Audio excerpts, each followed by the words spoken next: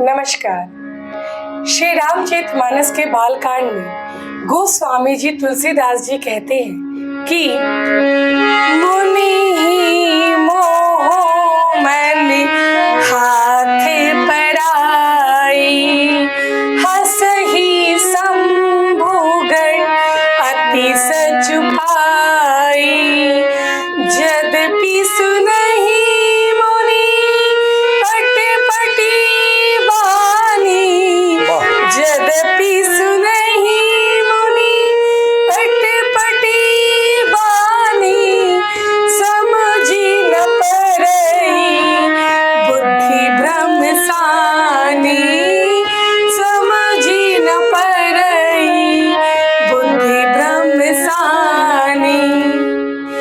नारद मुनि को मोह हो रहा था क्योंकि उनका मन दूसरों के हाथ माया के वश में था। शिव जी के गण बहुत ही प्रसन्न होकर हंस रहे थे। यद्यपि मुनि उनकी अटपटी बातें सुन रहे थे, पर बुद्धि भ्रम में सनी हुई थी होने के कारण वे बातें उनकी समझ में नहीं आती थी। उनकी बातों को वे अपनी प्रशंसा समझ रहे थे। यह बहुत ही सुंदर आज का इस चौपाई का, इस दिव्य चौपाई का जो हमारे गोस्वामी तुलसीदास जी ने जो चरित्र चित्रण किया है कि नारद जी मोह में ऐसे डूबे हुए थे कि उनका मन मानो उनके अपने नियंत्रण में ही ना हो। वे अपनी कल्पनाओं और अभिमान में इतने खो गए थे कि सत्य को पहचानने में वे असमर्थ हो गए। उधर भगवान शिव जी के वे दोनों गण पूरी लीला को समझ रहे थे, देख रहे थे, और वे दोनों गण प्रसन्न होकर के मुस्कुरा रहे थे क्योंकि उन्हें पता था कि भगवान की अद्भुत योजना आगे प्रकट होने वाली है। इस भाव को समझना है।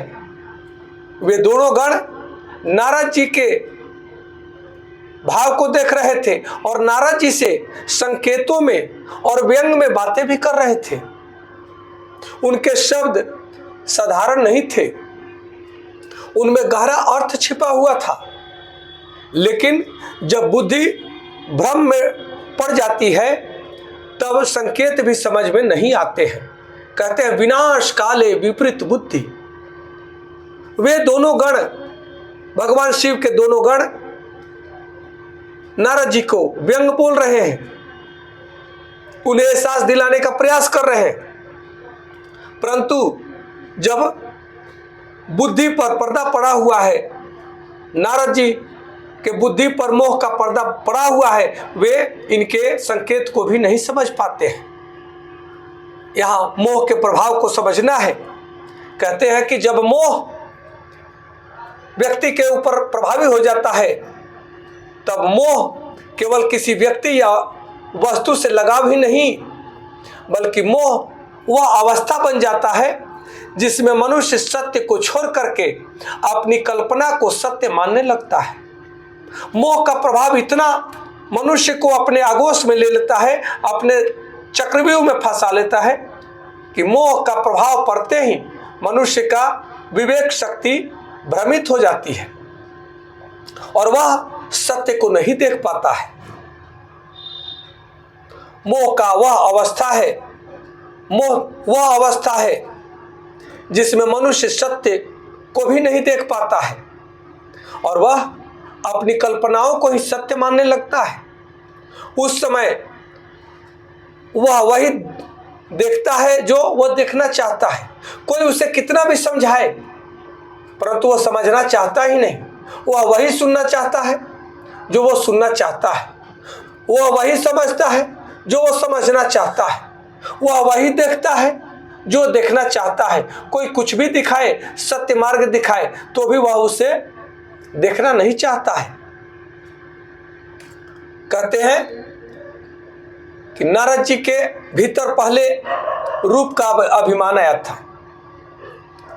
अभिमान से मोह उत्पन्न हो जाता है और मोह से विवेक भ्रमित हो गया। और जब विवेक भ्रमित हो गया तब सत्य सामने होते हुए भी नारद जी को सत्य दिखाई नहीं दे रहा है। यही इस सुंदर चौपाई का गहरा संदेश है कि आज भी ऐसा ही होता है कि जब मनुष्य क्रोध में होता है, अहंकार में होता है, तो उसे किसी की भी अच्छी बातें अच्छी नहीं लगती, अच्छी बातें भी उसे बुरी लगती है। जब व्यक्ति मोह में होता है, लोभ में होता है, तो उसे सही और गलत का अंतर दिखाई नहीं देता। अहंकार से जब व्यक्ति प्रभावी होता है तो उसे किसी की सलाह अच्छी नहीं लगती और उसका हर व्यक्ति का सलाह उसे अपमान सा लगता है। इसलिए मोह जब उत्पन्न होता है तब विवेक भ्रमित हो जाता है, और जब विवेक भ्रमित हो जाता है तो सत्य का दर्शन नहीं कर पाता है आदमी, उसे सत्य दिखाई नहीं देता है। इस भाव को समझने की आवश्यकता है। एक बहुत ही सुंदर प्रेरक कहानी है छोटी सी, कि कल्पना कीजिए कि किसी व्यक्ति ने रंगीन चश्मा पहन लिया और वह पूरी दुनिया को उसी रंग से देखता है। दुनिया तो जैसे कि तैसे है, दुनिया नहीं बदली है, दुनिया का रंग नहीं बदला है, बदला तो है उसके चश्मे का रंग। और उस रंग बदले चश्मे से वो देख रहा है तो रंगीन चश्मे से उसको दुनिया रंगीन दिख रही है, उसकी दृष्टि बदली हुई है। इसी प्रकार मोह और अहंकार हमारे मन पर ऐसा चश्मा चढ़ा देता है कि हम वास्तविक स्वरूप को स्पष्ट रूप से देख ही नहीं पाते हैं। इस भाव को समझने की आवश्यकता है। भगवान हमें प्रेरणा देते हैं, भगवान किसी से घृणा नहीं करते।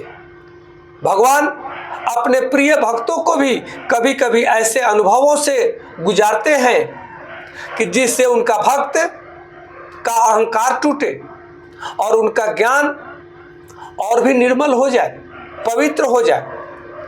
देव ऋषि नारद जी का यह प्रसंग दंड नहीं था, बल्कि यह देव ऋषि नारद जी के आध्यात्मिक उत्थान की तैयारी थी। यदि नारद जी इसी चक्रव्यूह में फंस जाते, विवाह कर लेते, तब उनकी भक्ति खंडित हो जाती। इसलिए भगवान नारद जी के कठिन तपस्या के प्रभाव को निष्फल नहीं होने देना चाहते थे। इसलिए यदि कभी मन बहुत अधिक किसी इच्छा में उलझ जाए तो थोड़ा रुक करके स्वयं से पूछना चाहिए कि ये जो इच्छा हमारे मन में उत्पन्न हो रही है, क्या मैं इन इच्छाओं की परिस्थिति को स्पष्ट से देख पा रहा हूं, या केवल मैं अपनी इच्छाओं के अनुसार देख रहा हूं? ये जो उत्पन्न होने वाली इच्छा है, क्या ये इच्छा मेरी उन्नति कराएगी या मेरे पतन का मार्ग प्रशस्त कर देगी? इस भाव को समझने की आवश्यकता है। यदि कोई आपकी भूल बताए, आपको आपकी गलती का एहसास कराए, तो तुरंत उसे अस्वीकार नहीं कर देना चाहिए, उस पर हमें विचार करने की आवश्यकता है। यदि गुरु, माता पिता या सच्चे मित्र, कोई अच्छे संबंधी हमें संकेत दे तो उन्हें भी हमें गंभीरता से विचार करने की आवश्यकता होती है। उन्हीं विचारों से हम सजग होंगे और सजगता से हम अपने जीवन को श्रेष्ठ बनाने में सफल होंगे। इसलिए मनुष्य का सबसे बड़ा शत्रु बाहर नहीं, बल्कि उसके अंदर भ्रमित मन है। जब मन मोह से मुक्त हो जाता है तब बुद्धि निर्मल हो जाती है, और जब बुद्धि निर्मल हो जाती है तभी ईश्वरीय मार्ग स्पष्ट दिखाई देने लगता है। इसलिए हम सबका परम कर्तव्य है कि हम अहंकार के स्थान पर अपने हृदय में सदैव विनम्रता को बनाए रखें। मोह के स्थान पर सदैव हम विवेक के साथ जागृत अवस्था में मोह के विषयों को भी देखें, परंतु उसमें उलझे नहीं। आज इतना ही, कल पुनः दूसरे दोहा चौपाई के साथ मिलेंगे। तब तक आप सबको कोटि कोटि नमन। हर हर महादेव। जय माता पार्वती जी।